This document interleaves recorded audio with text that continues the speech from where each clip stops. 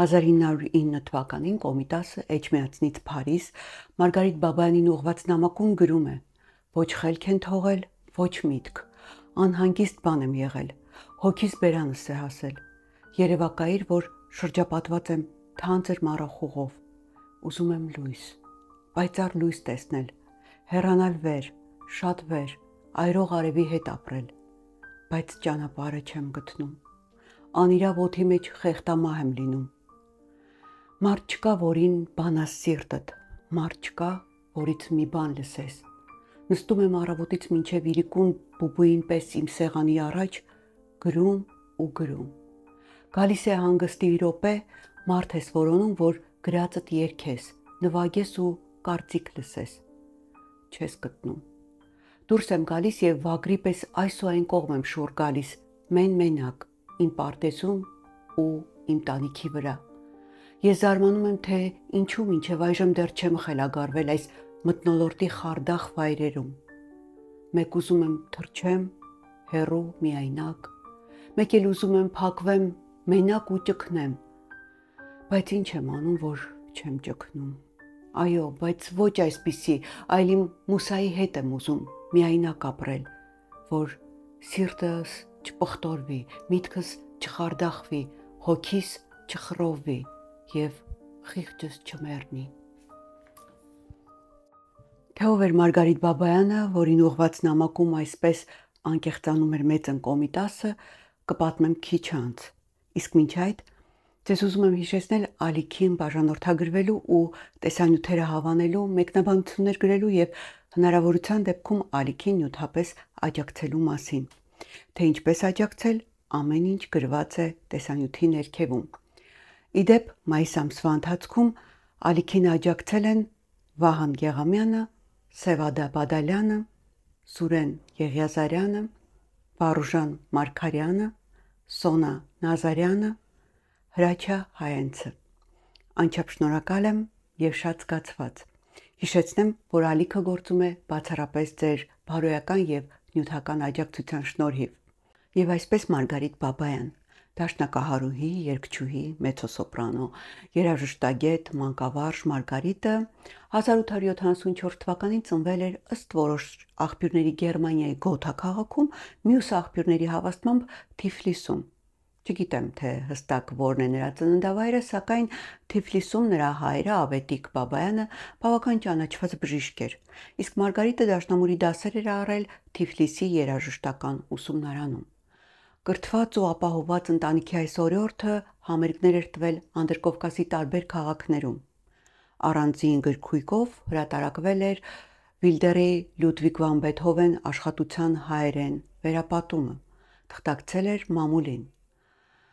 Այնուհետև 1904 թվականից ընտանիքով տեղափոխվել էին Փարիզ, որտեղ նա ձայնը մշակել էր Պոլինա Վիարդոյի մոտ։ Իդեպ Վիարդոյի մոտ էր սովորել նաև Արմենակ Շահմուրադյանը, նրա մասին պատմում եմ իմ այս տեսանյութում։ Մարգարիտ Բաբայանն իր հարուստ և գեղեցիկ ձայնով եվրոպական բազմաթիվ երկրների բեմերից կատարել էր 19-րդ դարի եվրոպական, ռուսական, հայկական դասականների, ինչպես նաև ժամանակակից կոմպոզիտորների ստեղծագործությունները։ 1911 թվականին Փարիզում հիմնել էր մեներքեցողության իր վարժարանը, կրթել էր բազմաթիվ աշակերտների։ Եղել էր Կոլոն Լամուրիո համերգային ընկերության մենակատարը, Ֆրանսիական երգի վարպետների միության և երաժշտագետների ընկերության անդամը, Ֆրանսիական ռադիոյի պաշտոնական մեկնաբանը, համագործակցել էր Լարուս հանրագիտարանի հետ։ Մարգարիտ Բաբայանի կենսագրության մեջ ամենահետաքրքիր, անասելի արժեքավոր ու մեծ գնահատականի արժանի հատվածն այնուամենայնիվ կապված է Կոմիտասի անվան հետ։ 1949 թվականի սեպտեմբերի 26-ին Կոմիտասի 80-ամյակի օրը հայկական ԽՍՀ Մինիստրների խորհուրդը որոշում է ընդունում հրատարակել Կոմիտասի երկերի ժողովածուն, ակադեմիական հրատարակությունը։ Այս գործը հանձնարարվում է Գիտությունների ակադեմիային, որն էլ այն սկսում է իրագործել 1950 թվականից սկսած։ Արդյունքում 1960-ից 2006 թվականներին 46 տարվա ընթացքում Ակադեմիայի արվեստի ինստիտուտի երաժշտագետների մի քանի սերունդների նվիրումի շնորհիվ հրատարակվում են Կոմիտասի ժառանգության 14 հատորները։ 1953 թվականին Ակադեմիայի արվեստի պատմության և տեսության սեկտորի վարիչ նշանակված Ռուբեն Զարյանի և Փարիզում բնակվող Մարգարիտ Բաբայանի միջև նամակագրական կապ է հաստատվում, ինչի արդյունքում ձեռք է բերվում Կոմիտասի արխիվի նշանակալի մասը։ Իսկ արխիվի նշանակալի մասը պահվում էր Փարիզում գործող Կոմիտաս խնամատար հանձնաժողովի ենթակայությամբ։ Հանձնաժողովի նախագահը Արշակ Չոպանյանն էր, փոխնախագահը Մարգարիտ Բաբայանը, որը Չոպանյանի մահից հետո դառնում է հանձնաժողովի նախագահը և անմնացորդ նվիրվում Կոմիտասի ժառանգության հավաքմանն ու հայրենիք ուղարկելու մեծ գործին։ Կոմիտասի արխիվի հետ Մարգարիտ Բաբայանը ուղարկում է նաև իր ու Կոմիտասի նամակագրությունը և նաև իր հուշերը, որոնցից մի քանիսն էլ ուզում եմ այսօր վերապատմել ձեզ։ Կոմիտասն ու Մարգարիտ Բաբայանը ծանոթացել էին 1895-ին Թիֆլիսում, այնուհետև 1902-ին առաջին անգամ Մարգարիտը բեմից լսել էր Կոմիտասին ու անասելի ազդվել։ Նա պատմում է. 1902-ն էր, Թիֆլիս, երազուն ու չքնաղ գարնան մի օր։ Տիրայր վարդապետը գալով մեզ մոտ հայտնում է, որ Կոմիտաս նոր եկած էր Էջմիածնից և կփափագի ծանոթացնել մեզ հետ։ Հայտնում է, թե վարդապետը ուրախությամբ պիտի երգե մեզ համար։ Միայն կփափագի, որ այդ լիներ մի մեծ սրահում, ոչ թե մեծ հասարակության առաջ, այլ մի քանի ընտրյալների համար։ Ամենամեծ հոժարությամբ շտապում եմ թույլտվություն առնելու Թիֆլիսի նոր կառուցված շքեղ երաժշտանոցի վարչությունից և նույն երեկոյին մի քանի բարեկամներով շրջապատված սրտադրոп սպասում ենք։ Ծառան մի աղոտ լույս է վառում մի անկյունում, համարյա մթի մեջն ենք և ահա բեմ է բարձրանում մի նիհար, սևազգեստ երիտասարդ ու նստում դաշնամուրին առաջ։ Խորին տպավորիչ լռության մեջ առաջին անգամ լսում եմ նրա ձայնը, որ իր կրակոտ հոգուն երաժշտավառ ու կարծես արցունքներով շաղախված լարերից գնում բարձրանում է մինչև բարձրերը։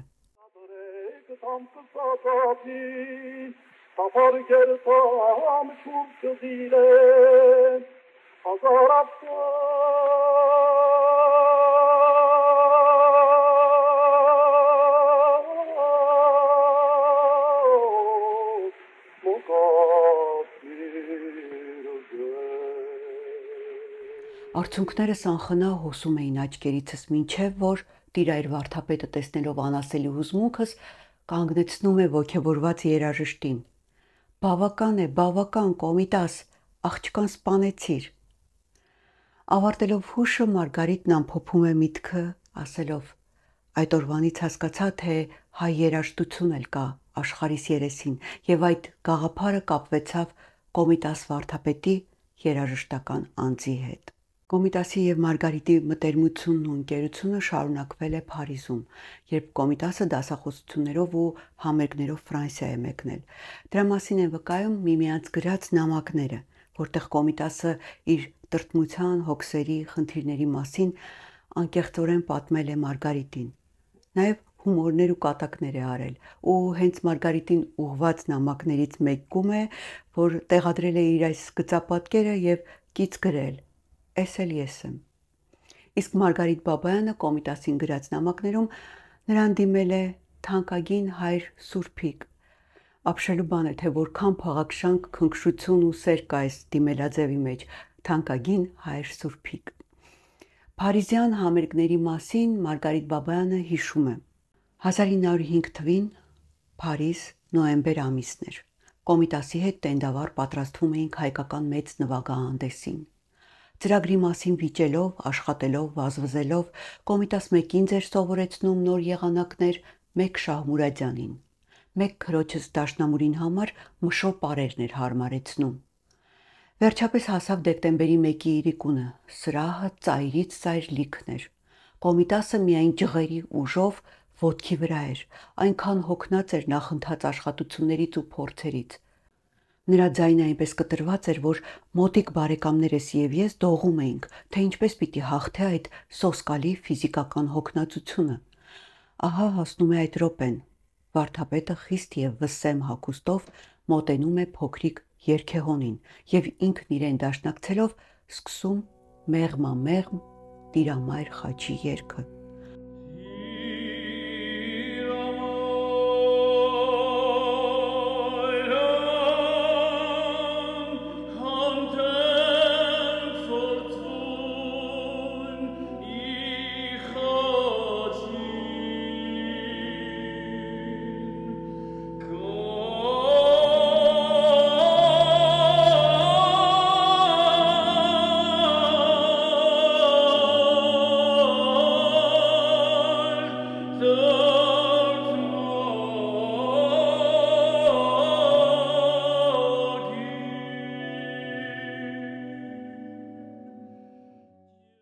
Ամբողջ հասարակությունը կարծես պապանձվել էր։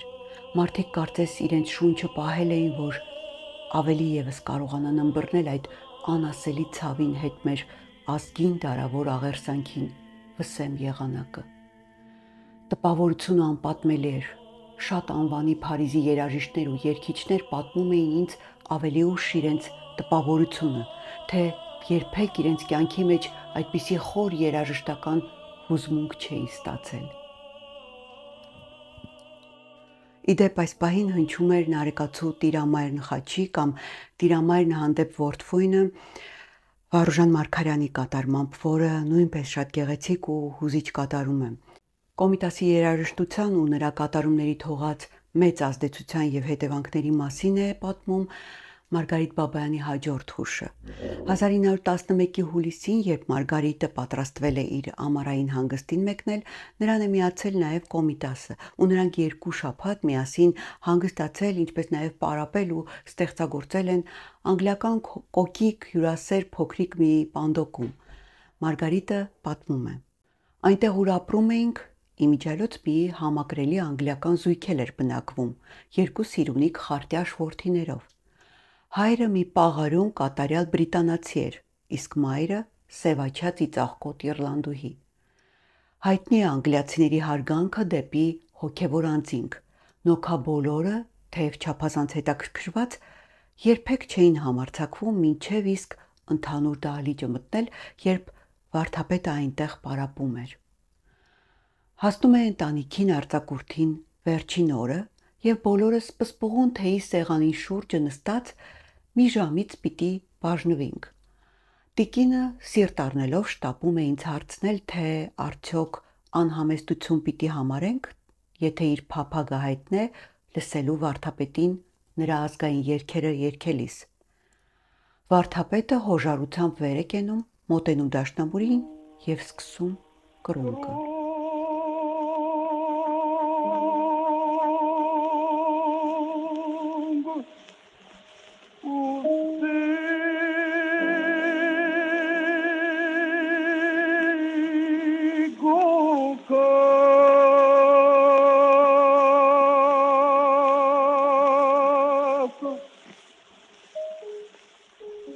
Հազիվ ավարտած նայում եմ տիկնոջը։ Ինչ տեսնեմ։ Այդ զվարթ դեմքը ամբողջապես դողում է, այլևս հուզմունքը չի կարող պահել եւ աղի արտասուքով լալիս է։ Ամուսինը մոտենում է ինձ։ Այսինչ արիք կնոջս։ 10 տարի ամուսնացած կնոջս այդ վիճակի մեջ չեմ տեսել։ Բայց հրաժեշտի ժամը վրա է հասնում եւ տիկինը աչքերը սրբելով հրաժեշտ է առնում մեզանից եւ նորից հեկեկալով ասում. Այսինչ երաժշտություն էր, որ ամբողջ էությունս տակնու վրա արավ։ Երբեք չպիտի մոռնամ նրան։